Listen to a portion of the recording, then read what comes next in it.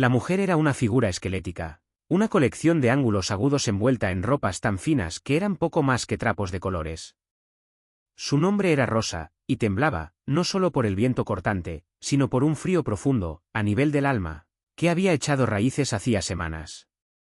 Ante ella se alzaba un monumento a la riqueza moderna, una mansión de cristal y acero cuyas imponentes puertas de hierro parecían proteger un mundo completamente diferente. Cada línea de la arquitectura, cada arbusto perfectamente cuidado, gritaba poder.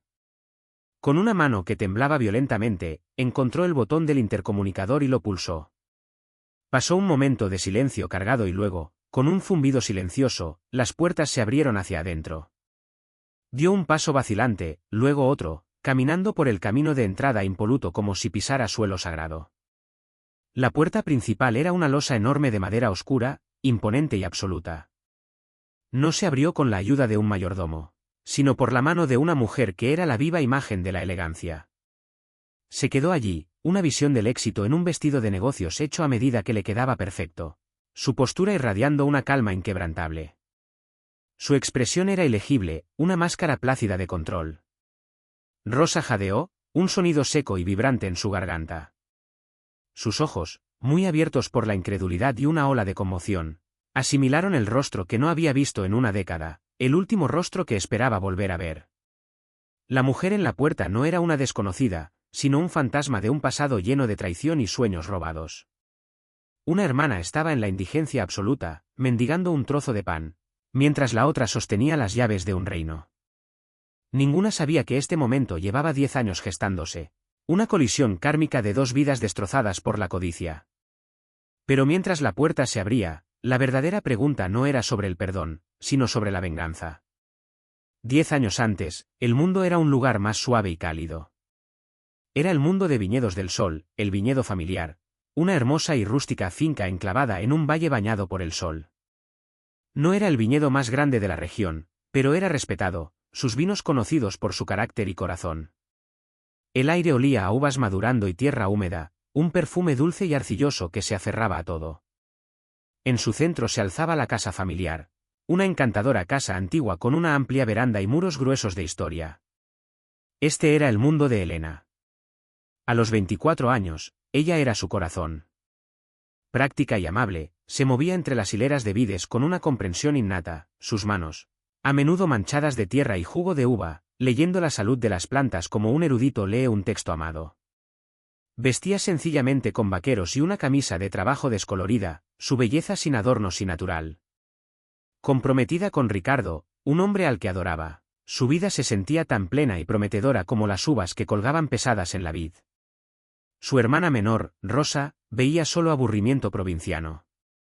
A los 22 años, Rosa era una cosecha completamente diferente, asombrosamente hermosa, carismática y siempre vestida con la última moda que parecía fuera de lugar contra el telón de fondo rústico.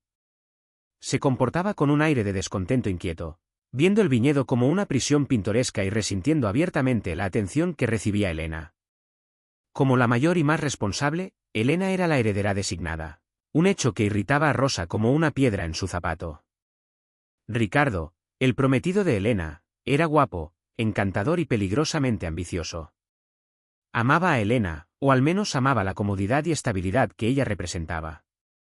Pero era un hombre fácilmente influenciable por encantos superficiales, su cabeza girada por el canto de sirena de una vida más glamorosa, una vida que Rosa parecía encarnar. La cena previa a la boda estaba destinada a ser una celebración, una feliz reunión familiar bajo las estrellas en la veranda. Pero desde el momento en que se sentaron, Rosa dirigió sutilmente la velada. Estaba radiante, su risa resonando en el aire cálido de la noche mientras dominaba la conversación, tejiendo historias que la hacían parecer mundana y emocionante. Con Ricardo, era particularmente encantadora, su adulación un guante de seda ocultando una garra afilada. Ricardo, debes sacar a Elena de todo este polvo una vez que estéis casados, dijo, su voz un susurro conspirador mientras se inclinaba hacia él, su perfume dominando momentáneamente el aroma de jazmín del jardín. Un hombre de tus talentos pertenece a la ciudad, haciendo grandes movimientos, no contando uvas. Ella tiene suerte de tenerte para mostrarle el mundo. Elena sintió una punzada familiar de inseguridad. Observó cómo los ojos de Ricardo se demoraban en el rostro animado de su hermana, Un cambio sutil en su mirada que se sintió como una pequeña fisura en los cimientos de su felicidad. Trató de descartarlo, de sofocar la inquietud que aleteaba en su pecho. Eran solo nervios previos a la boda, se dijo a sí misma. Confiaba en Ricardo. Confiaba en su hermana. Ese fue su primer error. El descubrimiento ocurrió 2 semanas antes de la boda. Elena había estado en la ciudad durante 2 días, finalizando un nuevo acuerdo de distribución para su mejor vino, un trato que había negociado personalmente y que elevaría significativamente el perfil del viñedo. Decidió conducir a casa temprano, con el corazón ligero de emoción, ansiosa por sorprender a Ricardo con las buenas noticias. La casa estaba tranquila cuando entró. Se dirigió hacia su estudio en la parte trasera de la casa, anticipando el abrazo amoroso con el que había estado soñando. Al acercarse a la puerta, escuchó un sonido que la detuvo en seco, una risa apagada e íntima. Era la risa de Rosa. Su mano tembló al alcanzar el pomo de la puerta. Empujó la pesada puerta de roble y el mundo se inclinó sobre su eje. Rosa estaba en los brazos de Ricardo, sus manos entrelazadas detrás de su cuello, su beso algo de hambre apasionada y sin disculpas que no dejaba lugar a malas interpretaciones o excusas. Durante un largo y silencioso momento, el mundo se redujo a esa única imagen aplastante. El único sonido era el rugido de la sangre en sus propios oídos, un tamborileo ensordecedor de traición. Se separaron, y los labios de Rosa se curvaron en una sonrisa triunfante. «Oh, Elena.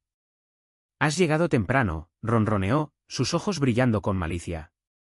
«No parezcas tan sorprendida, hermana. En el amor y en la guerra todo vale, y tú nunca fuiste una luchadora». Ricardo tartamudeó, su rostro una máscara de culpa patética. «Elena, esto no es lo que parece. Solo estábamos hablando», ella estaba molesta. Sus palabras eran ruido vacío, estáticas sin sentido contra la brutal claridad de lo que ella había visto. Mientras Elena estaba encerrada en su habitación, a la deriva en un mar de dolor silencioso y devastador, Rosa se movió con una velocidad escalofriante. La salud de su padre había estado fallando durante meses, su mente a menudo nublada y su memoria poco confiable. Armada con este conocimiento y la ayuda de un notario local corrupto con un problema de juego, Rosa ejecutó la etapa final y más devastadora de su plan. Se sentó con su padre, su voz un dulce veneno en su oído, convenciéndolo de que el nuevo acuerdo de distribución en el que Elena había trabajado tan duro era una apuesta imprudente, un riesgo tonto que llevaría a la familia a la bancarrota y destruiría su legado. Pintó a Elena como impulsiva e ingenua, un peligro para el futuro del viñedo. Desconcertado y asustado, el anciano firmó los documentos que ella y el notario habían preparado, papeles legales que transferían la propiedad única e inmediata de Viñedos del Sol y todos sus activos, familiares asociados directamente a Rosa. Elena salió de su habitación 2 días después, con los ojos huecos pero su espíritu resuelto a confrontar a las 2 personas que le habían roto el corazón. En cambio, fue recibida por el notario, cuyo comportamiento frío e impersonal era más insultante que cualquier palabra gritada. Le entregó los papeles sin un parpadeo de emoción. La pesada jerga legal nadaba ante sus ojos, pero el significado era brutalmente claro. Estaba desheredada. No era nadie. Encontró a Rosa en la sala de degustación principal, que ya estaba midiendo para cortinas nuevas, actuando como si fuera la señora de la casa. Elena levantó el fajo de papeles, su mano temblando con una rabia que finalmente estaba eclipsando su dolor. «¿Qué es esto?» «Esto es fraude, Rosa. Papá nunca lo haría». Rosa ni siquiera levantó la vista de sus muestras de tela. Tomó un sorbo lento y deliberado de vino de una copa cercana. «Papá hizo lo mejor para el negocio», dijo, su voz tan tranquila y fresca como el Chardonnay que estaba bebiendo. «Tú siempre fuiste demasiado sentimental, demasiado apegada a la tierra. Ricardo y yo nos encargaremos de las cosas ahora. Estamos mucho mejor adaptados para el estilo de vida».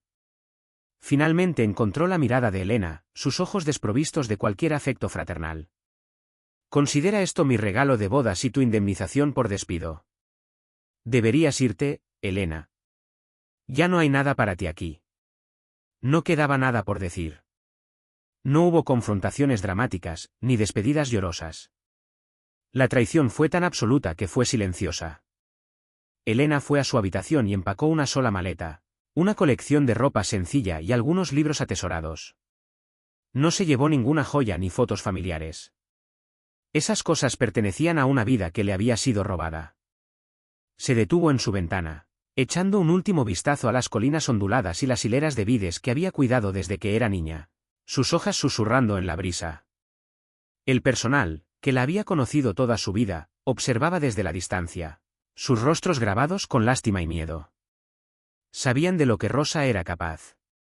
Con la espalda recta y la mirada fija hacia adelante, Elena caminó por el largo camino de grava. No miró atrás. Podía sentir el peso de la casa, de su pasado, de su futuro robado, presionándola, pero se negó a doblarse. En su bolso, tenía unos cientos de dólares, lo último de sus ahorros personales. Su corazón era una ruina destrozada en su pecho. No tenía destino, ni plan. Su único pensamiento, una brasa fría y dura en las cenizas de su vida, era desaparecer, desvanecerse tan completamente que los fantasmas de Viñedos del Sol nunca pudieran encontrarla de nuevo. La ciudad a la que llegó Elena era una bestia de hormigón y ruido. Inhalaba gente y exhalaba indiferencia. Después de la tranquilidad pastoral de Viñedos del Sol, el grito incesante de las sirenas, el rugido percusivo de los trenes elevados y la presión constante y aplastante de los cuerpos se sentía como un asalto físico. El aire sabía a escape y basura caliente, un cóctel repugnante que la hacía anhelar el aroma limpio y terroso del viñedo. Encontró un apartamento diminuto y deteriorado en un vecindario que se hundía bajo el peso de su propio cansancio, donde los edificios estaban manchados de mugre y las calles eran un mosaico de pavimento agrietado. La habitación era poco más que una caja con un colchón en el suelo y una sola ventana que daba a una pared de ladrillos. Aquí, en esta grisura anónima, comenzó su nueva vida. Las primeras semanas fueron un borrón de lucha. Era un fantasma, invisible para los millones que pululaban a su alrededor. Sus ahorros disminuyeron con una velocidad aterradora. La soledad era una compañera constante y corrosiva, un dolor hueco en su pecho que era aún más profundo que el hambre en su estómago.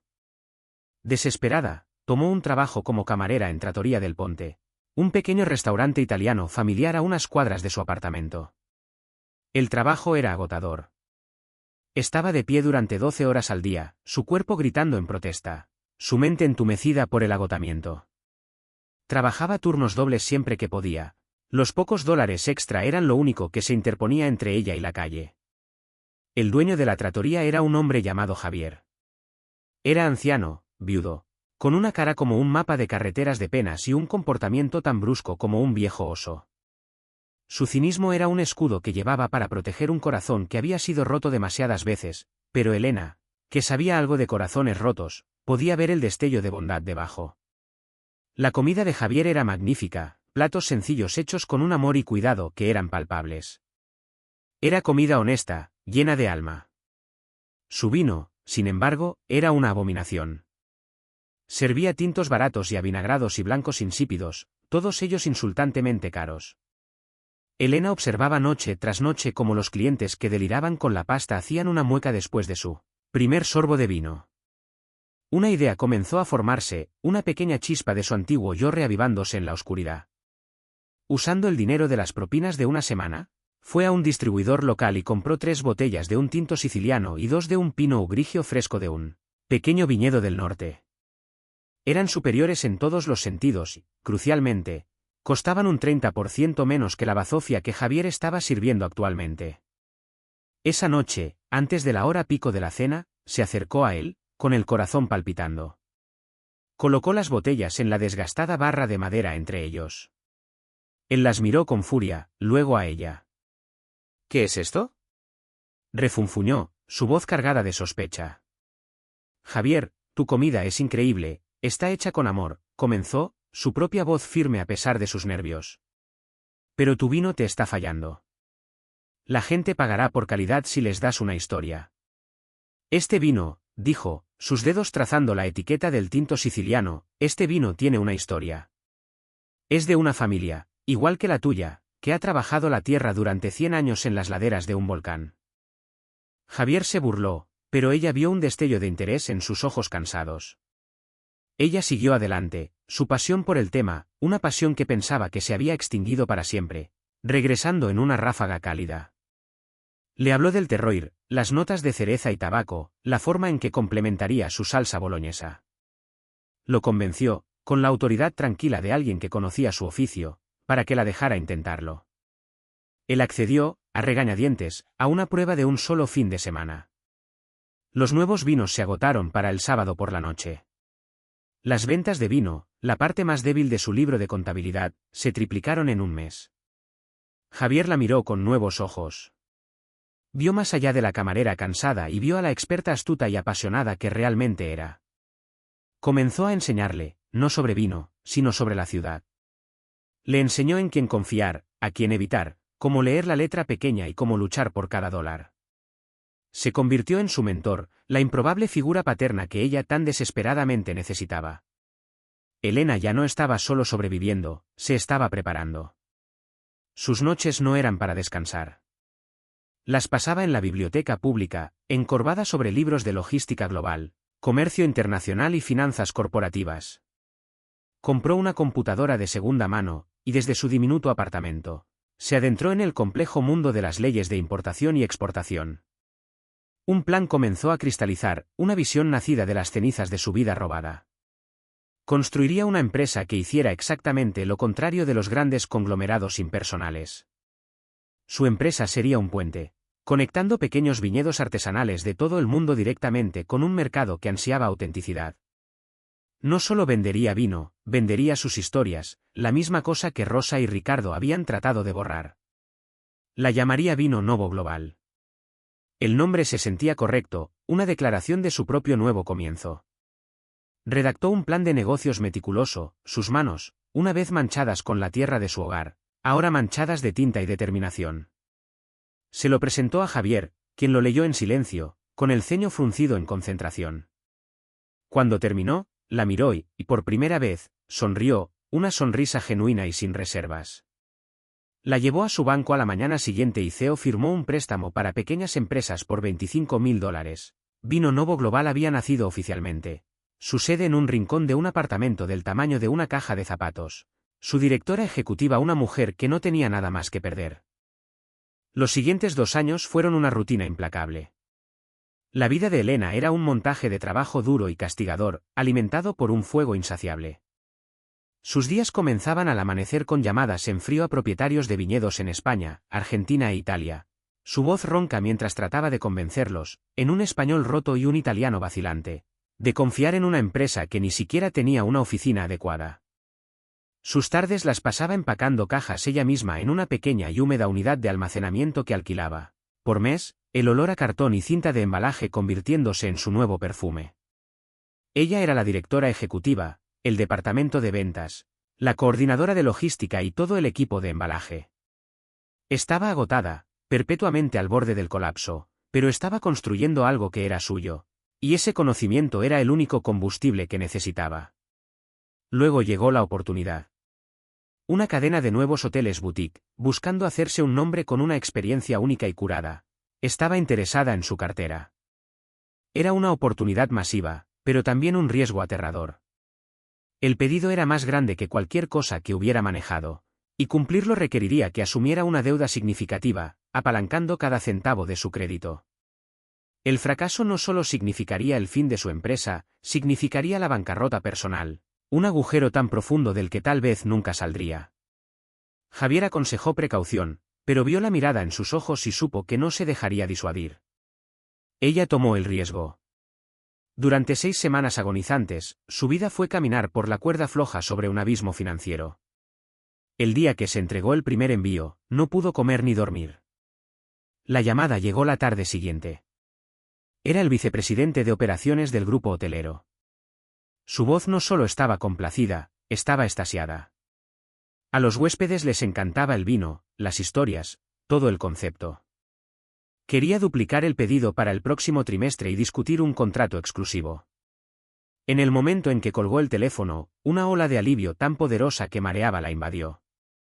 Se hundió en el suelo de su apartamento y lloró, no de tristeza, sino con la pura y absoluta alegría del triunfo. Fue la primera vez en años que sintió una sensación de esperanza genuina y sin mancha. Esa noche, celebró con Javier en la trattoria. Se sentaron en su mesa favorita en la esquina, Y él abrió una botella del tinto siciliano que había sellado el trato. Levantó su copa. Por ti, Elena, dijo, su voz más suave de lo que ella jamás había escuchado. Por la luchadora. 5 años pasaron en un abrir y cerrar de ojos y en el lento y constante ascenso de un imperio naciente. Vino Novo Global ya no era una operación de una sola mujer dirigida desde un apartamento. Era un jugador importante en el mercado internacional de distribución de vinos, una empresa multimillonaria con oficinas en 3 países. Elena ya no era la chica desconsolada que había huido hacia la noche. Era una directora ejecutiva, una figura formidable y respetada en la industria. Era conocida por sus instintos agudos, su lealtad inquebrantable a los pequeños viñedos que defendía y un comportamiento tranquilo e intenso que podía hacer pausar incluso al negociador más endurecido. No se había vuelto dura o cruel, pero había desarrollado una armadura de competencia serena que era más intimidante que cualquier exhibición abierta de poder. La culminación de su ascenso llegó cuando aseguró un acuerdo histórico, un acuerdo que aturdió a sus competidores. Ganó los derechos exclusivos de distribución en América del Norte para un consorcio de bodegas emergentes de América del Sur, una asociación por valor de más de $10 millones al año. Fue un movimiento que solidificó la posición de su empresa en la cima de la industria. Para marcar el logro, para cortar final y completamente los últimos lazos con el fantasma de su pasado, decidió comprar una casa.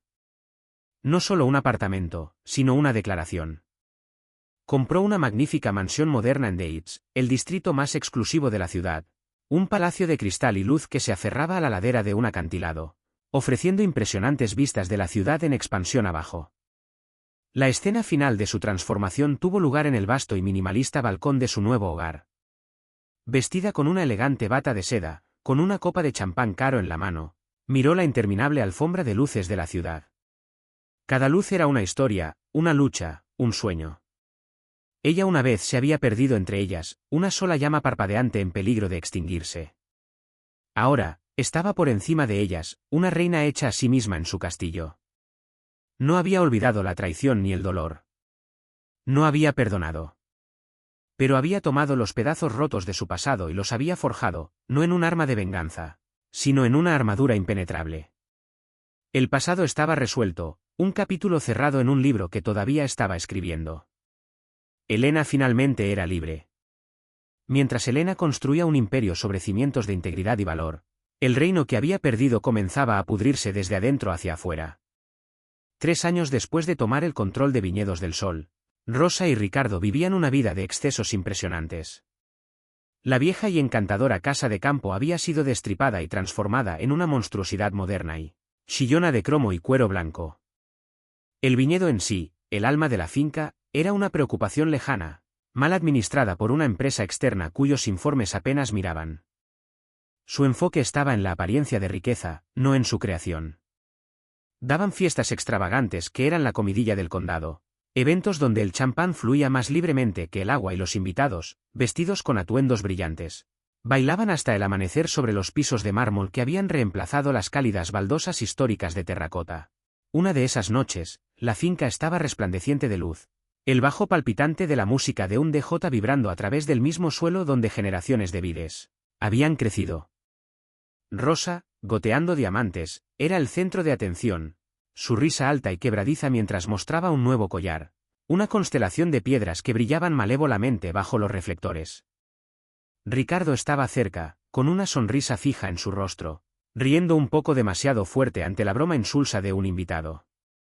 Pero sus ojos estaban tensos, pequeñas líneas de estrés grabadas en sus esquinas. Más tarde, en el silencio estéril de su suite principal, la fachada se agrietó. Ricardo observó mientras Rosa se desabrochaba cuidadosamente el collar. ¿Otro collar, Rosa?, preguntó, con la voz tensa. Los rendimientos de la empresa gestora fueron más bajos de lo esperado este trimestre. Tenemos que ser más cuidadosos. Rosa se volvió desde el espejo, su expresión una de aburrimiento molesto. No seas tan terriblemente aburrido, Ricardo. Tenemos que mantener las apariencias. ¿De qué sirve tener todo este dinero, poseer todo esto? Hizo un gesto vago hacia la ventana. ¿En dirección al viñedo oscurecido, si no podemos disfrutarlo?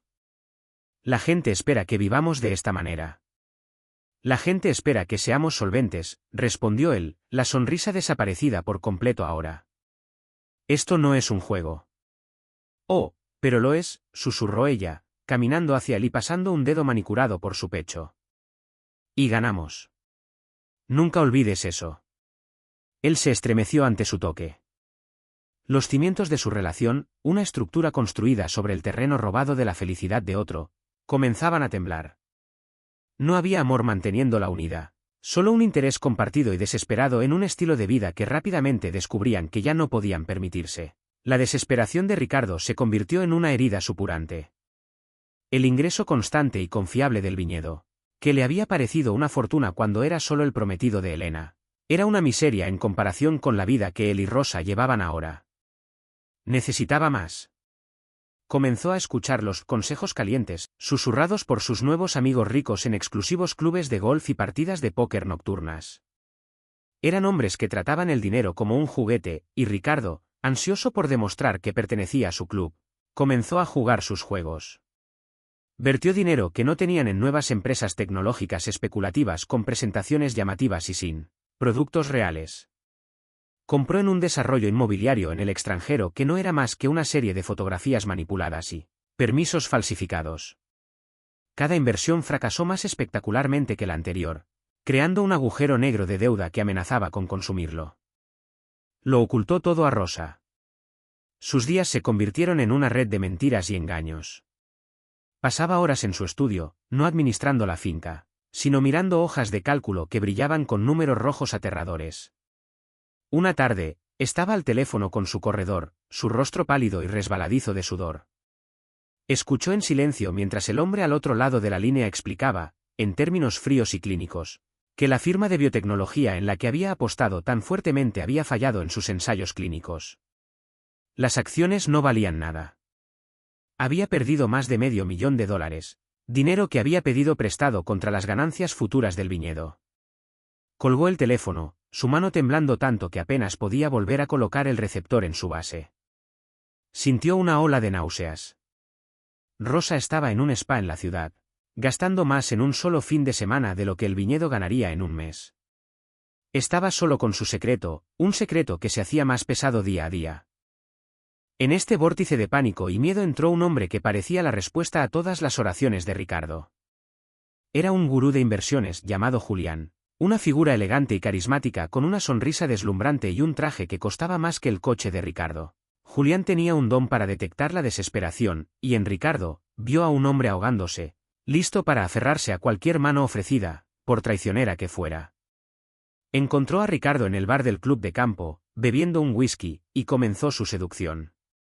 Habló de una nueva y revolucionaria tecnología energética, una oportunidad imperdible, respaldada por jugadores internacionales secretos pero poderosos.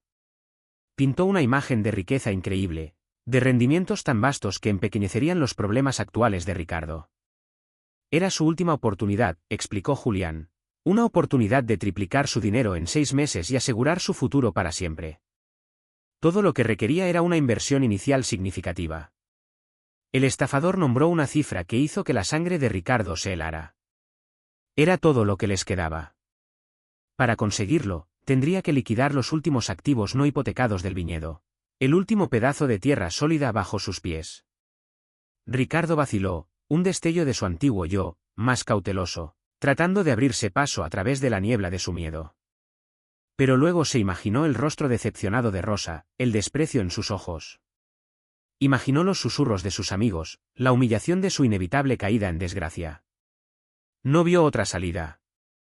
Esa noche, solo en su estudio, practicó falsificar la firma de Rosa una y otra vez en una hoja de papel en blanco. Sus primeros intentos fueron temblorosos, pero al 10º intento, era una copia casi perfecta. Con una respiración profunda, firmó los documentos que drenarían la última gota de vida de Viñedos del Sol. Rosa regresó de su fin de semana en el spa sintiéndose renovada y hermosa, completamente ajena al abismo que acababa de abrirse bajo su vida. Las puertas de la finca se abrieron como de costumbre, pero mientras conducía por el camino sinuoso, sintió una punzada de inquietud.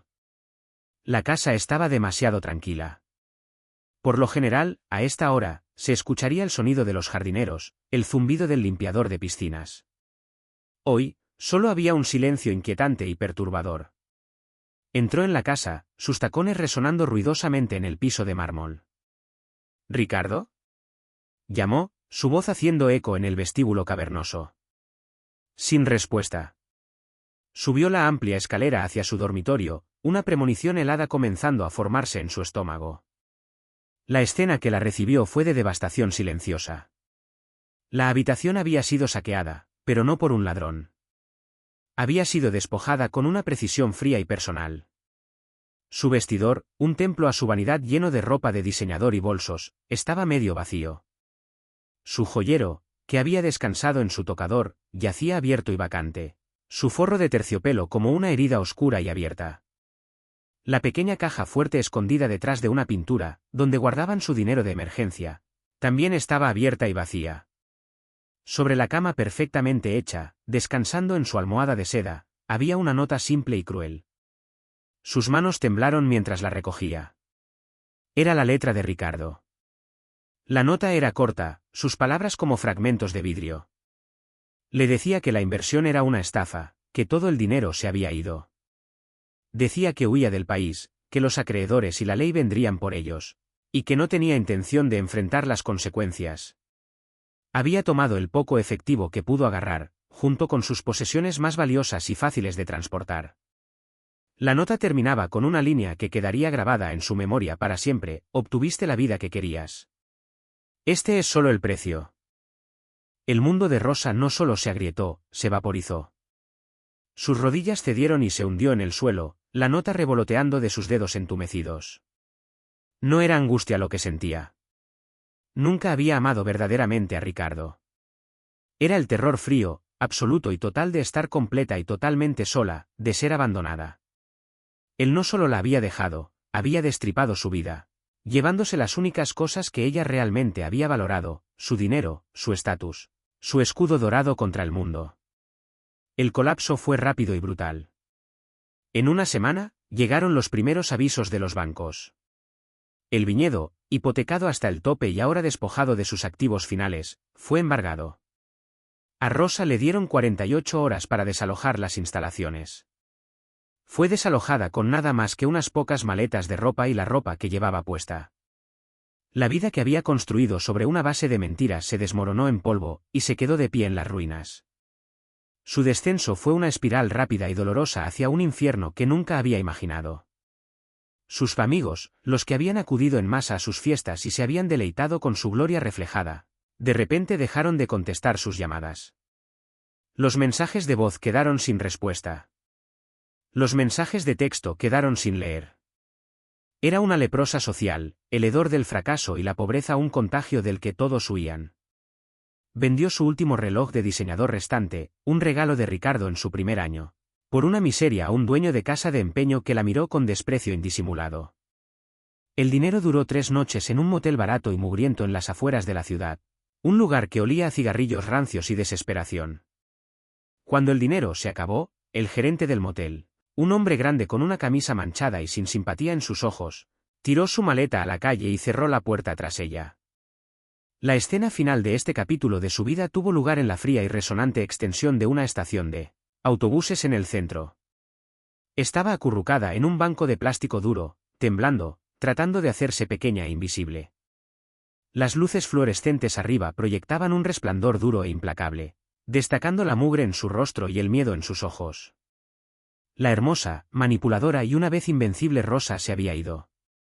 En su lugar había solo otra mujer sin hogar, un fantasma atormentado por la vida que no solo había perdido, sino destruido.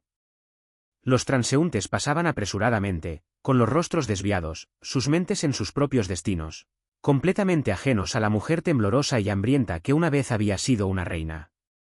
Tenía frío. Tenía hambre. Y estaba total y aterradoramente sola.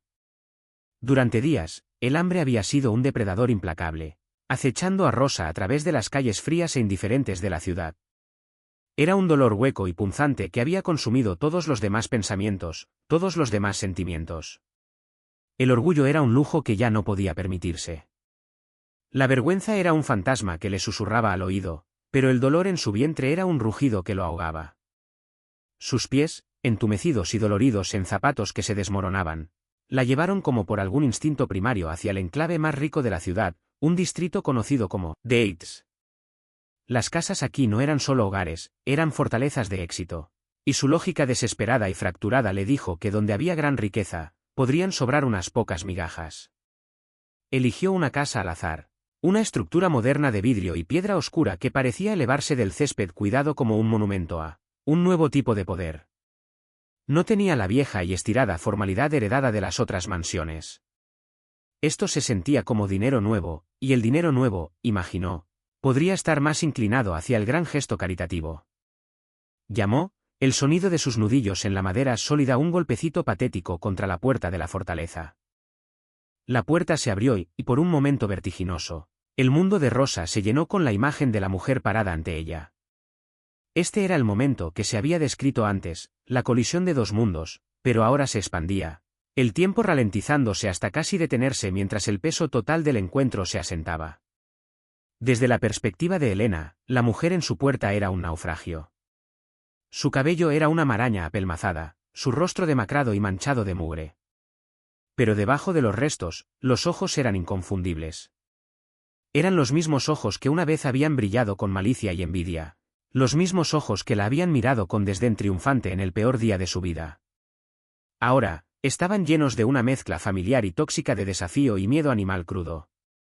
Una década de dolor enterrado, de ira candente y un dolor tan profundo que lo había sellado en un ataúd de plomo en lo profundo de su alma, se precipitó a la superficie.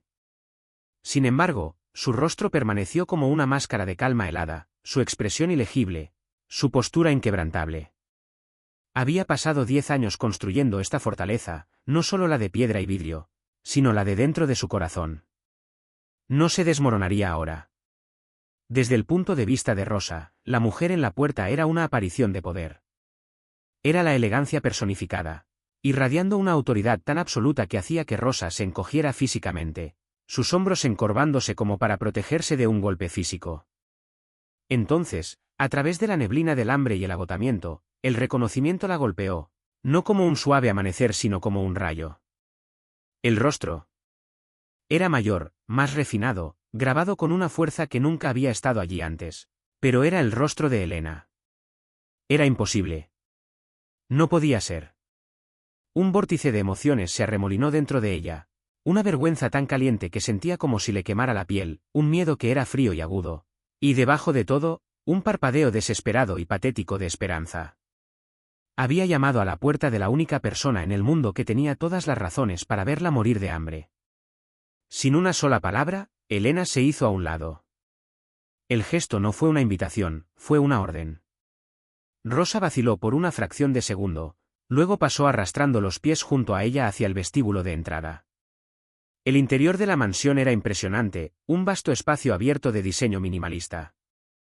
Pisos de concreto pulido, paredes de vidrio altísimas que daban al paisaje urbano brillante y piezas de arte moderno cuidadosamente elegidas creaban una atmósfera de opulencia fresca e intocable. Era un mundo lejos de la vulgaridad chillona y recargada que ella y Ricardo habían creado en el viñedo. Esto era gusto real, poder real.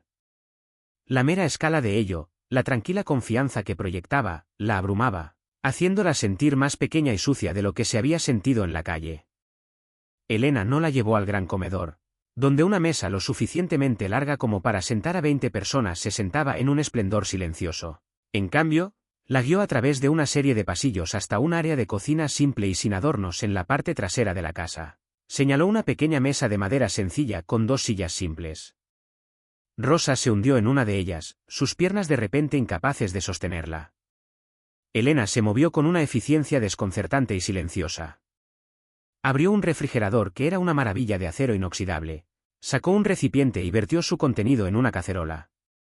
Unos minutos más tarde, colocó un tazón de sopa de verduras espesa y abundante y una rebanada gruesa de pan fresco y crujiente en la mesa frente a Rosa. El acto fue de una humanidad básica e innegable, sin embargo, estaba completamente desprovisto de calidez. Fue clínico, la acción desapegada de un científico observando un espécimen. Helena tomó la otra silla y simplemente observó, su silencio más condenatorio, más acusatorio de lo que cualquier palabra podría ser. Rosa miró la comida, su estómago contrayéndose con un hambre tan feroz que era dolorosa. Cogió la cuchara, su mano temblando. La primera cucharada de sopa fue una bendición, un néctar cálido y dador de vida que parecía inundar cada célula de su cuerpo. Comió vorazmente, sin gracia ni decoro, metiéndose el pan en la boca, los sonidos de su propio consumo desesperado resonando en la cocina cavernosa y silenciosa. Con cada bocado, su vergüenza ardía más fuerte. Era un animal callejero siendo alimentado en el porche trasero, un problema siendo manejado, no una hermana siendo bienvenida. Cuando el tazón estuvo vacío, raspado hasta quedar limpio con lo último del pan, miró hacia arriba. La mirada de Elena no había vacilado. Ahora, finalmente habló, su voz tan uniforme y fría como el piso de concreto pulido. Dime qué pasó. No fue una pregunta. No fue una petición. Fue una orden, entregada con la tranquila autoridad de una reina a un cortesano caído en desgracia. Y por primera vez en su vida, despojada de todas sus armas, de su belleza, su encanto, sus mentiras, Rosa dijo la verdad sin adornos. Las palabras salieron de ella en un torrente entrecortado y roto. Confesó todo.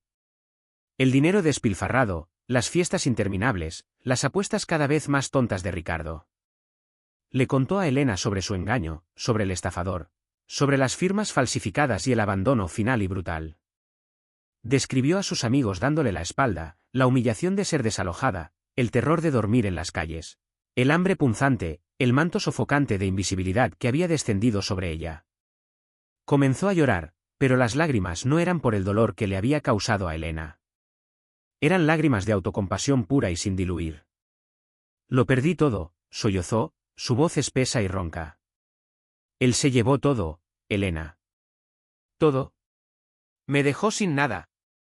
Durante un largo momento, Elena permaneció en silencio, dejando que el lamento patético de Rosa colgara en el aire.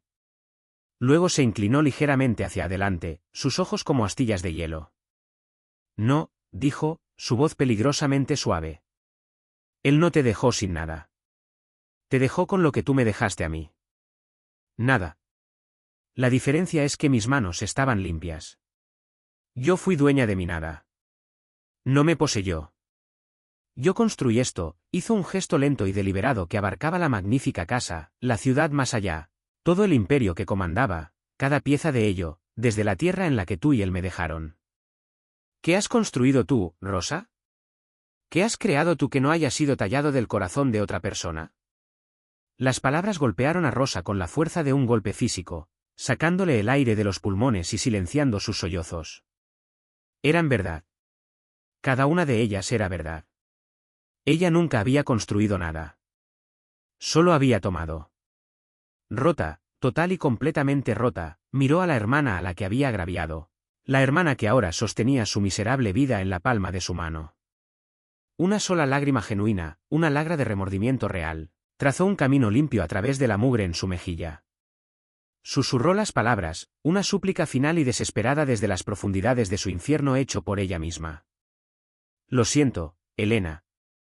Por favor. Ayúdame. Este era el momento. Esta era la encrucijada a la que 10 años de dolor y lucha la habían llevado. El deseo de venganza era un sabor amargo y metálico en la boca de Elena. Sería tan fácil rechazarla, enviarla de vuelta a las calles para que desapareciera por completo.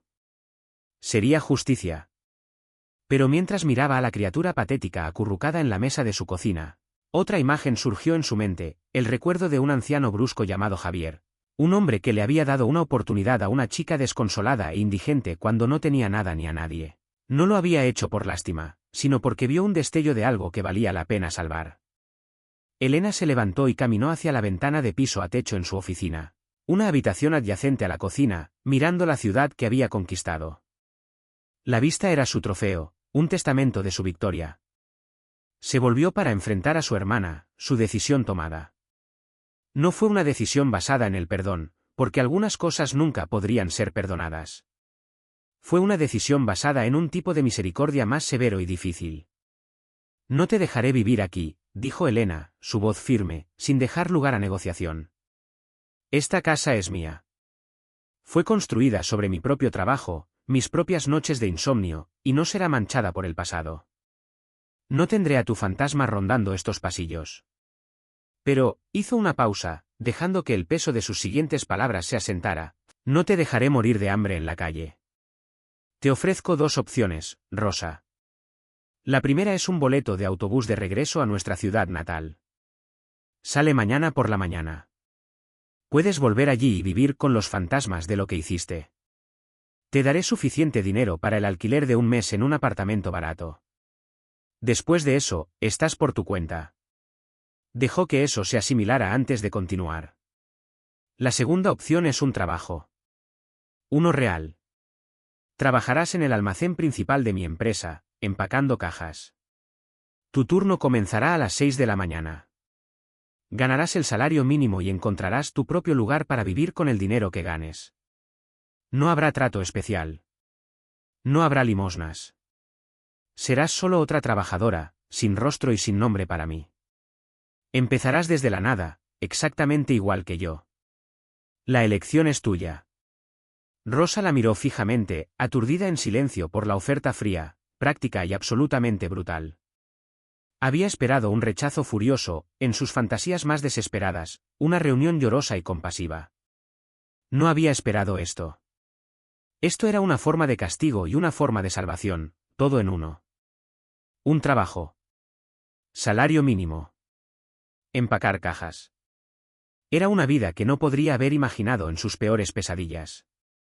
Pero al mirar a su hermana, vio por primera vez no a una víctima. No a la chica callada y tímida que había dominado tan fácilmente, sino a una titán.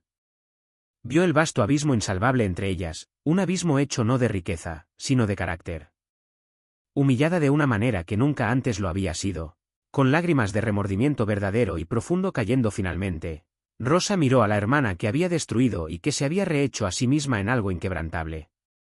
Susurró su elección, su voz apenas audible. El trabajo. Semanas más tarde, el almacén de vino Novo Global era una colmena de actividad frenética y organizada.